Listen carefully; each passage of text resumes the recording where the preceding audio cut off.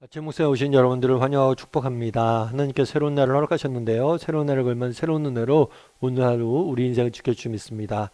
오늘은 광야에서라는 제목을 가지고 신명기 8장 1절부터 10절까지 말씀을 좀 살펴봤으면 좋겠습니다. 우리 2절과 3절 말씀 같이 한번 읽어볼까요?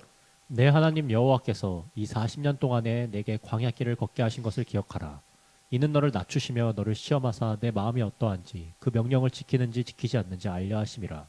너를 낮추시며 너를 줄이게 하시며 또 너도 알지 못하며 내 조상들도 알지 못하던 만나를 내게 먹이신 것은 사람이 떡으로만 사는 것이 아니요 여호와 입에서 나오는 모든 말씀으로 사는 줄을 내가 알게 하려 하심이니라.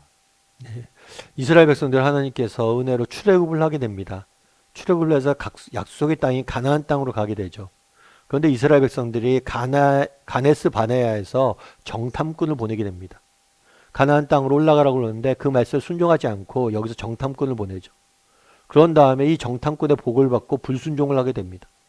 하나님 앞에 원망을 하게 되죠. 그 결과 이들은 40년간 광야에서 생활을 하게 돼요. 이 광야 생활은 하나님께서 이들을 징계하는 시간이기도 했지만 동시에 이들을 훈련시키는 시간이기도 했습니다. 그래서 광야에서의 40년의 훈련 기간을 거치고 마침내 가나안 땅에 들어가는 거죠. 그러면 이 40년의 훈련 시간을 통해서 이스라엘 백성들에게 알려주고 했던 것은 무엇일까요? 그건 뭐냐면 첫 번째는 뭐냐면 너를 낮추시며 계속해서 하나님께서는 무엇을 이야기하냐면 낮추셨다라는 이야기를 해요. 다르게 말하면 광야에서 배워야 될 가장 중요한 삶의 태도 중에 하나는 뭐냐면 겸손이에요, 겸손. 그럼 왜 겸손이 필요할까요? 사실 인간관계는 물론이고 하나님과의 관계에서 가장 정말 우리 인간관계는 물론이고 하나님과의 관계를 파괴하는 가장 큰 장애물은 뭐냐면 교만이에요, 교만. 여러분 교만만큼 인간관계를 파괴하고 하나님과의 관계를 무너뜨리는 것은 없습니다. 정말 교만하지 않고 자신의 부족함과 연약함을 깨닫고 아는 사람, 이런 겸손을 우리가 배워야 돼. 왜요? 정말 자신의 부족함과 연약함을 아는 사람은 하나님을 찾고 의지하게 되어 있기 때문에. 그런데 자신의 반대로 자신의 힘과 능력만을 믿고 자랑한 사람은 결코 하나님을 찾거나 의지하지 않습니다. 따라서 하나님과 우리가 동행하고 하나님을 향한 믿음을 갖기 위해서 무엇보다도 필요한 것은 바로 겸손이에요, 겸손. 이런 점에서 우리가 한번 돌아봐야겠죠. 나는 어떤가? 나는 이런 겸손이 있는가? 하나님 앞에서 나의 자금과 연약함을 깨닫고 정말 하나님을 바라보고 의지하고 있는 사람인지 돌아봐야 돼. 뿐만 이런 하나님 앞에서의 겸손함들은 또 사람 앞에서의 겸손함을 드러나요. 난 정말 인간관계 가운데 사람 앞에서 얼마나 겸손한 사람인지, 우리가 정말 나에게 이런 낮은 마음, 낮춰진 마음이 있는지 돌아봐야 됩니다. 그리고 또 한 가지 광야에서 배우길 원했던 게 있어요. 그건 뭐냐면 첫 번째 겸손이라면 두 번째는 뭐냐면 채우심이에요. 채우심. 뭐라고 되냐면 또 너도 알지 못하며 내 조상들도 알지 못하던 만나를 내게 먹이신 것은 만나를 먹이셨어. 광야 생활을 하면서 하루하루 하나님이 주시는 만나로 생활해야만 했어요. 아, 이 시간들 통해 그러면 이 만나를 통해서 깨달은 건 뭐냐? 아, 우리는 하나님의 은혜로 사는 사람들이구나. 하나님께서 하루하루 은혜로 우리 인생을 채우시고 먹이시고 입히셨구나 라는 분이 있어요. 이 사실을 배우길 원했던 거예요. 그래서 우리가 은혜로 사는 존재이고 하나님의 채우심을 만나고 맛보고 하나님을 날마다 의지하며 사는 사람이 되길 원하셨던 거예요. 그래서 우리는 그럼 우리를 점검해 봐야죠. 첫 번째로 나는 얼마나 겸손한 사람인가. 겸손히 하나님, 내 인생에 하나님이 필요합니다. 하나님이 필요하지 않은 삶의 요소는 하나도 없습니다.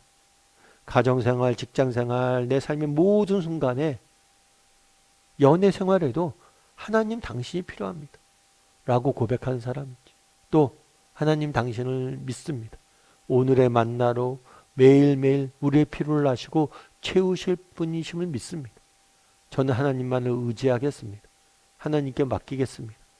이런 고백을 할 줄 아는 사람인지 한번 돌아봤으면 좋겠어요. 그래서 이 40년의 시간을 통해서 하나님은 이 겸손과 채우심을 맛보길, 은혜를 맛보길 원했던 거예요.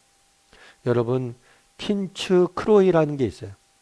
이게 뭐냐면 킨츠 크로이라는 도예 기법이에요.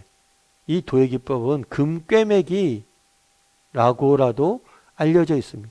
이 금깨기맥은 뭐냐면 그릇이 오래되면 어떻게 되는 경우가 있어요? 깨지거나 상하는 경우가 있어요. 그러면 이 그릇이 깨졌을 때 그 그릇을 깨진 그릇을 버리지 않고 붙여서 틈을 채워서 금칠을 내서 이렇게 사용하는 거예요. 단순히 붙이기만 하는 게 아니라 금칠을 내서 굉장히 아름답게 이전보다 더 아름답게 만들어서 사용하는 방법이 바로 이제 긴츠크롤이라는 도예 방법이라고 그래요. 참 이게 되게 마음에 와닿았어요.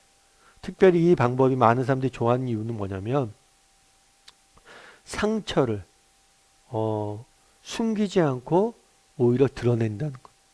상처를 숨기지 않고 오히려 아름다움을 만드는 승화시키는 도구로 사용된다는 것. 여러분, 상처는 숨기고 용도가 다 된 것들은 버리는 게 세상적인 일반적인 가치관이에요. 그런데 이거와 다르게 정말 오히려 상처를 숨기지 않고 드러내놓고 더 아름다움을 승화시키는 그런 기법이라고 그러더라고요. 참 그래서 되게 관심 있게 좀 봤어요. 그러면서 그런 생각이 든 게 뭐냐면 이게 하나님의 방법이구나 라는 생각이 들었어요. 여러분, 정말 우리가 이 땅을 살다 보면 우리가 불순종할 수 있죠. 우리가 깨질 수 있습니다. 우리가 무너질 수 있어요. 우리가 상처 입을 수 있고 실수할 수 있어요. 하지만 정말 우리가 이것들을 하나님 손에 맡겨진다면, 하나님 손에 온전히 의지한다면 그분이 우리를 더 아름답게 빚어 가시겠구나. 광야에서 그들을 훈련시킨 도구로 사용했다고 그럽니다. 무엇을 훈련시키길 원했을까요? 이 하나님의 손을 의지하는 법들이. 너희가 비록 부족하고 연약하고 깨지고 넘어졌지만 내 손에 붙잡힌다면 내가 너를 더욱더 아름답게 빚어서 너를 사용할 것이다. 우리를 채우시고 우리를 사용할 것이다. 여러분, 우리도 정말 그런 마음들 가졌으면 좋겠어요. 그래서 정말 우리가 겸손히 하나님을 의지하고 신뢰했을 때 하나님이 우리 인생을 채우시고 우리를 더욱더 아름답게 빚어 가실 것이다. 내가 하나님 손에 붙잡힌 사람이 되겠다. 이렇게 다짐하고 결단하고 하루하루 살아가는 저나 여러분이 되기를 주님의 이름으로 소원합니다.